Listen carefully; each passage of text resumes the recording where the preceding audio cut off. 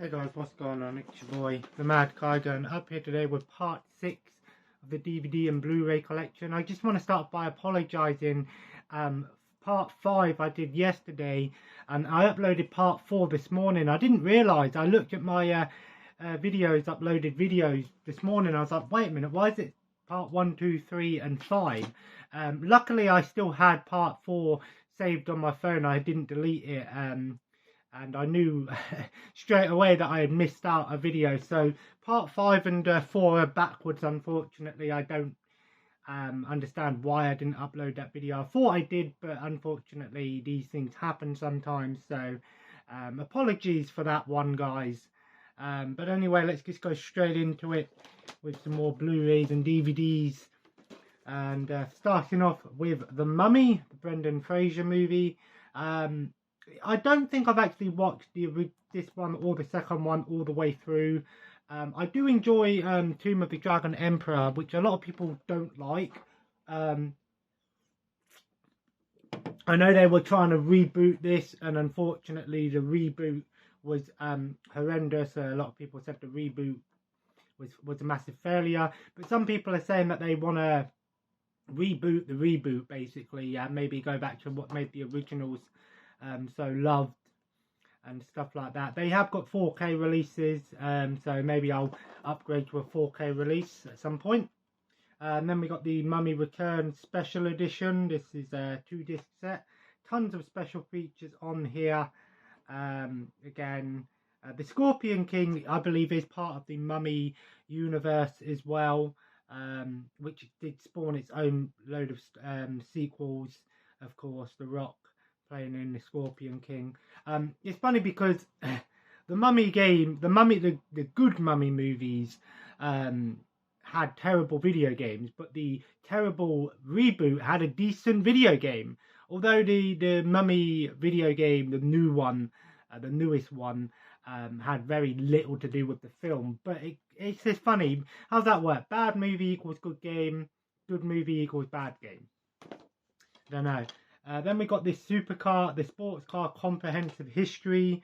This was originally from Marks and Spencer, which I don't know how this came about, whether it was something that was given away when you brought something from Marks and Spencer. Marks and Spencer is a supermarket chain here in the UK. Marks and Spencer do nice stuff. I ain't gonna lie, their stuff is a lot of its own brand stuff. But it is a little bit more expensive. But the stuff they do have is quite nice. Then we got 20,000 Streets Under the Sky. So I think it's a romance film set in 1930, working class London. So British film there. Then we've got Time Warrior. This just looks like a really low budget movie. It looks like Tron meets freaking the movie Gamer or something along those lines. I've not heard good things about it, but hey ho. Then we got Rumble in Hong Kong. Before Rumble in Bronx, there was Rumble in Hong Kong. So yeah, I believe this is the prequel to Rumble in the Bronx, which yeah, I don't know like if this came out after Rumble in the Bronx or before Rumble in the Bronx. I love Rumble in the Bronx. How many times have I said that? Of course, Jackie Chan. I assumed he plays the same character. You know, so again, in this one's he's actually plays a villain who will stop at nothing to protect his boss. So I don't know if it is how that all pulls together. I'll have to watch it and check it out. Then we got The Shawshank Redemption. A lot of people say this is the best film ever made. It's definitely in the top like 10 films of all time. Classic film, Stephen King novel, I believe. Tim Robbins, Morgan Freeman. It's been spoofed. It's been, you know, done in so many other shows. Family Guy, Simpsons, so forth. It is a classic. All-time classic prison escape movie. Then we've got The Night of the Sunflowers. It says it's a thriller. I don't really know much about this one, but I'm guessing action, thriller, you know, complex film, 2 shocking crimes, 1 mistake, a choice between justice or vengeance. Then we got the original War of the Worlds in this sort of slim pack design here, comes with some special features. This is the original War of the Worlds. A lot of people say this film is superior to the newer one, the 2005 remake, which, I mean, I haven't actually seen this one. Unfortunately, a lot of people say that the special features haven't held up. Of course, the War of the Worlds is legendary, of course, originally the broadcast. If you don't know, look it up. There was originally a radio broadcast, and people thought it was real, and people were going out looting and killing themselves. It was insane. I think it was like 1930s or something it happened. It's just it's a shame those sort of things do happen, but back then, it was so well told. But of course, this is an all-time classic sci-fi movie. Then we got This Is War. I'm not sure, it says on here, reminiscent of Full Metal Jacket. Iraqi war film. Let me know your favourite war film outside of Full Metal Jacket. Then we got The Wrestler, of course, Mickey Rourke. A lot of people say this movie really gives, shows the dark side of wrestling and just how tough and stuff it how tough it really is. I've been watching a lot of wrestling recently, and we'll watch some more tonight. I'm really enjoying my wrestling at the moment, trying to go through WWE Network, watch as many pay-per-views as possible. I'm watching Rebellion 2000 tonight. Let me know your favourite WWF pay-per-view of all time. Then we got, I said WWF, but WWF, WWE, or even WCW, ECW, and so forth. Then we've got The Trench. Daniel Craig's in this movie. I believe it's World War One,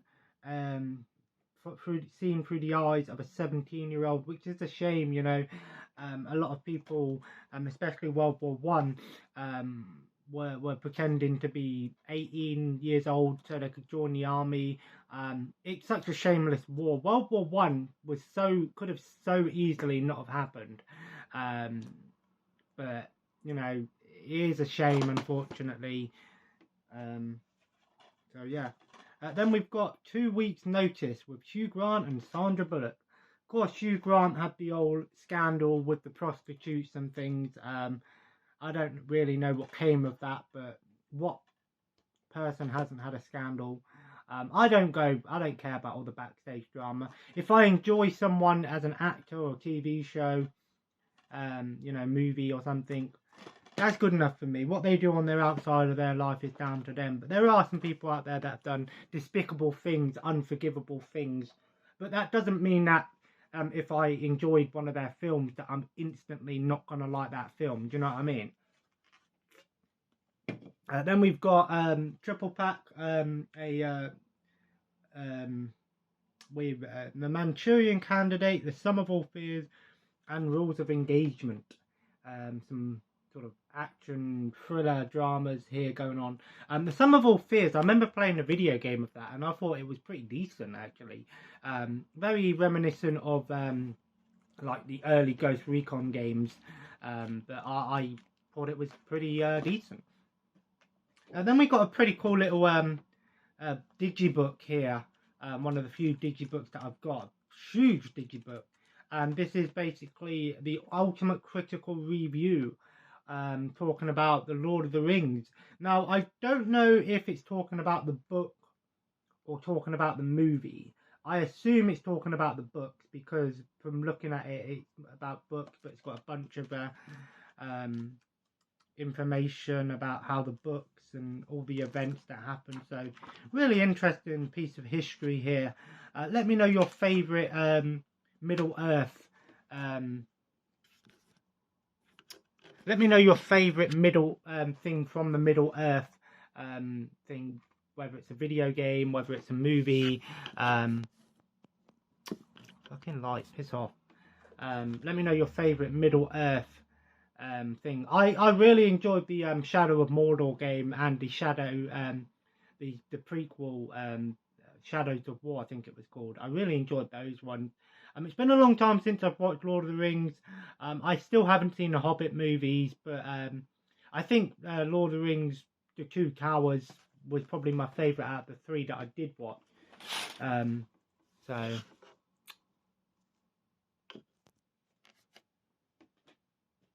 we've got, fuck off, you stupid phone.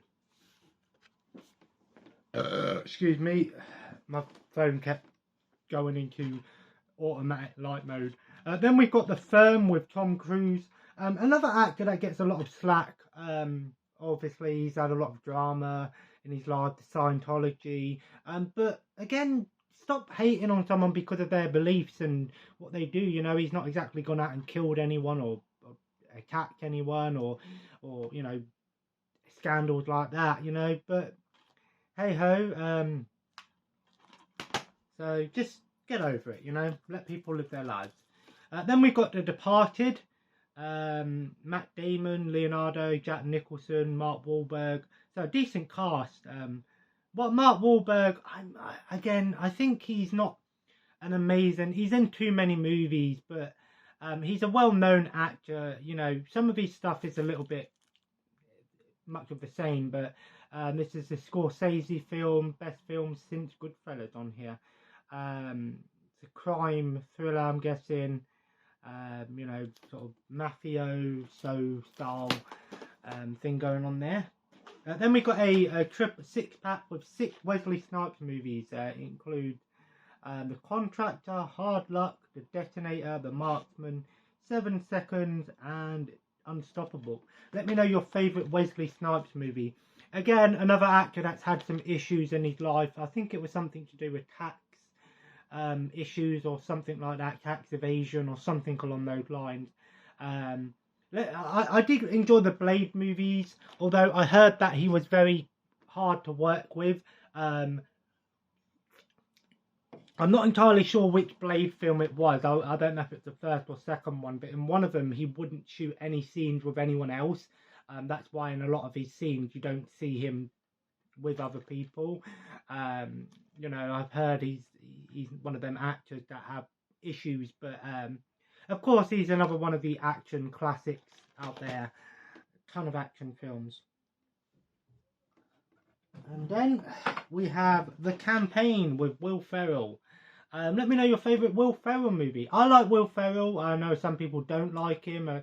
Some people think he's doing too many slapstick things. But if an actor's good at a certain type of role, then obviously, you know, that's what people are going to want him for. You know what I mean? If a movie's going to be slapstick comedy and, you know, the sort of visual comedy and stuff like that, you know, why go out of your element to hire someone that isn't well known for that sort of stuff? So I'm guessing this is like a political comedy film.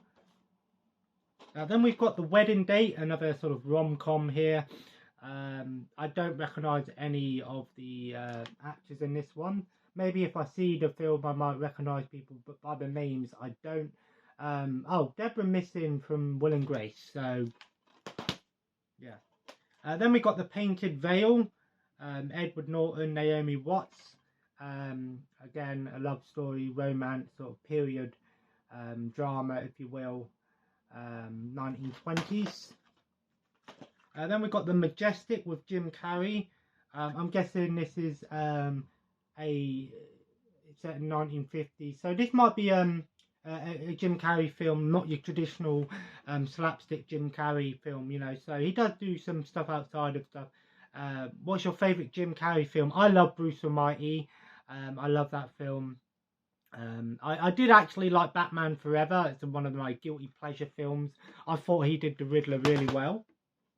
Then we got the original Teenage Mutant Ninja Turtles movie. It's been a long time since I've seen these movies. I never watched the show growing up, but I did remember watching these movies when I was younger and enjoying them for what they were. But one thing that really bothered me about them was in the movies, they never used their weapons. you see them hold the weapons, but half the time you don't actually see them use them. I always thought that was really weird. And what's the point of having a weapon if you're not going to use it, right?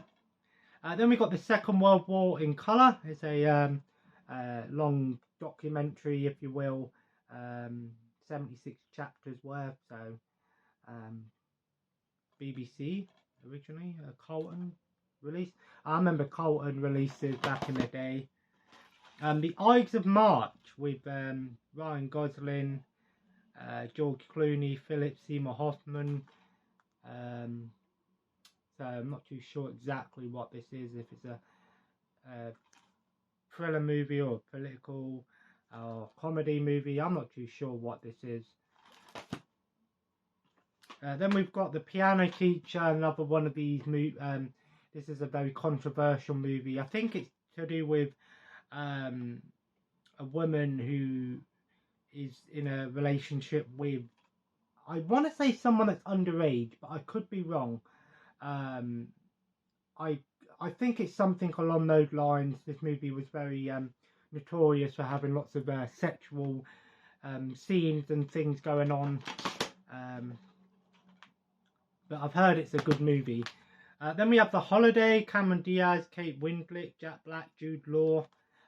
Jack Black, again, I know a lot of people love Jack Black, but I'm going to be honest with you, I think he's a bit too much. He's very loud and very in your face. You know, I mean, there are some films that he's, you know, like the Jumanji film, he was in that. I thought he was okay in that. But some films is like you could have done without him. But I still think, you know, he's obviously well known in the community. The Railway Children, Studio Canal release. Guessing it's sort of a family friendly movie. It says the greatest children's film of all time. I don't know about that, but we'll see. Then we got Still Dawn with Patrick Swayze, another actor who was taken before. You know, it's a shame really. This post-apocalyptic science fiction adventure movie. Then we got This Is Spinal Tap. This is hilarious. It's actually a mockumentary, but it's also a comedy. Even if you're not a fan of Spinal Tap, this is still hilarious. It's been a long time since I watched it, but I remember enjoying it for what it was. I think it is a documentary, but I think a lot of it's like fake. Some of the stories are fake. Some of them are real. Then we got a 20 film sci-fi collection. It includes 20 films on there. I don't know if you can see them. I'm not going to go through them all. And then we've got The Social Network, which I believe is a I want to say it's a biopic of Facebook. Obviously, how Facebook came to be, based on Zuckerberg. The Final Days, still sealed, Hollywood DVD release. How a US president, I think it's to do with Richard Nixon. I could be wrong, but I think by the looks of it, it is. The Velveteen Rabbit. This is another film that had like cartoon with live action. The Thin Red Line, an instant war classic. I believe this is set. By the looks of it, I say it's Vietnam, but I could be wrong. It's either Vietnam or World War II. Contemporary war film. 170 minutes. Wow, that's pretty long. By the looks of it, it looks like Vietnam, but it could be World War II. I don't know. The Prince and the Pauper. This is the Zack and Cody version, of course. Dylan Sprouse, Cole Sprouse, the Sprouse brothers. The Prince and the Pauper, which has been done so many times.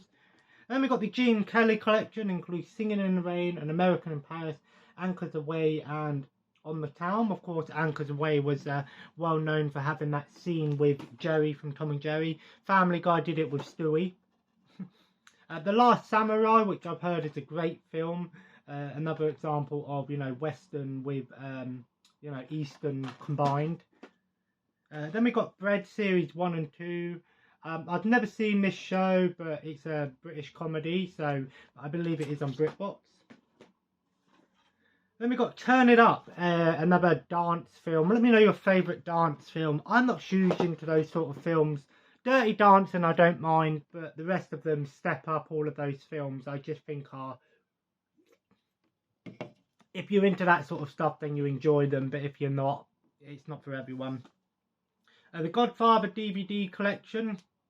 There's so many Godfather versions out there, and I'm ashamed to admit I actually haven't sat down and watched all of the Godfather films. I've seen like an hour of the first one, but I know that the first and second one is one of the two of the greatest movies ever made. The third one is subjective. Some people like it, some people don't. I believe that they actually did release, it was either the second one or the third one, as a new version that come out a few years ago, and I believe it fixed some of the problems. It was either the second one or the third one. I could be wrong though. I'm not sure what one it was based on. The King's Speech, which is based on it's a drama based on King Edward, the brother King Edward, basically King George VI, how he has to overcome his speech impediment. The In-Betweeners movie, I still haven't seen either of the In-Betweeners movies. I like the show. I remember the show being quite funny, but I haven't sat down and watched the films. The Vampire's Assistant, Cirque du Freak. Looks like it's got Jim Carrey in there. So yeah, I'm guessing it's sort of like a vampire sort of drama, maybe comedy in there. And then the last ones here are some more Blu-rays. We've got Doghouse, which looks like it's insane. Danny Dyer's in this British film. By the looks of it, it looked like Homicidal Zombies. I don't really know what to expect from this one, but I'm guessing, you know, action, zombie, monsters. Don't be afraid of the dark. I've heard this is a good film. Again, pretty freaky stuff going on there. The Last Exorcism Part 2. I don't have Part 1. I assume you need to see Part 1 first. Dead Space Downfall, which both of the Dead Space anime films are really good, actually. They're not perfect by any means, but they are really good. And that's what I like when some video game movies don't go straight to live action. They do like animated and cartoon style ones, which I think is good. Your Highness, which I think is another sort of spoof movie, like playing on like, you know, the whole fantasy wizard, you know, genre. The original Purge, it's been a long time since I've seen this one, but I remember it being okay. I remember enjoying it more than I did some of the sequels that I've seen. The Poltergeist, the extended cut. This is the newer version. It includes the cinema and extended extreme version of the film.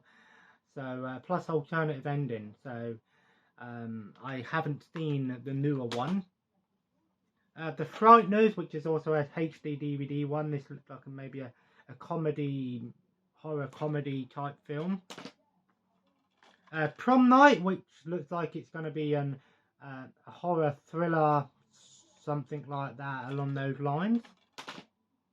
And then the last four we've got Drag Me to Hell, which I remember enjoying this film actually. It's basically about a woman that gets cursed by a gypsy, and then basically you know, and all this crazy stuff's happening to her, and but it includes both versions of the film, so I can't remember which version I've seen was. So I have to rewatch this one.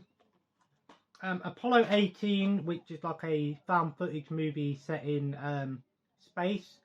I've heard it's not that great, but some people say it's got some redeeming qualities to it. The Unborn, which looks like it's going to be a sort of maybe supernatural, paranormal-esque film. And then last but not least, we have Black Swan, which this movie is a horror movie, but it's not your traditional horror movie. It's like a psychological horror movie. It's to do with obviously ballet and stuff. This woman obviously has to go through all this stuff, and then she starts like losing her grip on reality and things. And Natalie Portman, of course. This is the one time where horror actually got really mainstream attention, won some awards and stuff like that. Like I said, it is a horror film, but it's sort of on the edge of horror. Like, some people don't class this as a horror film, some people do. I'd say it probably is a horror film because of the things that happen in it. But yeah, so there we go, guys. There's part 6 of the DVD and Blu-ray collection. I apologise once again for having part 5 and 4 uploaded at the wrong times. If it was a good thing I did notice, otherwise I would have had to do part 4 again. But anyway, so we still got a bunch more to go. Gonna go and chill for a bit and watch some stuff maybe. It is still raining. I was hoping to have another walk soon, but I might wait till the rain dies down before I sort dinner out and stuff. I'm hoping I'm not coming down with a cold or anything. As always, if you enjoyed this video, feel free to leave a like and of course comment below. Let me know if there's anything here you've seen. And again, like I said, let me know your favourite wrestling pay-per-view of all time. I can't really say what my favourite one is, but I really did enjoy one of the, I think it was either WrestleMania 35, 36, the one with The Undertaker losing his streak. That one I really enjoyed. That was a more modern one that I thought was really good. But as always, guys, subscribe if you haven't already, join the family, follow me on Twitter and Instagram, and have a nice day. Take care, and bye-bye.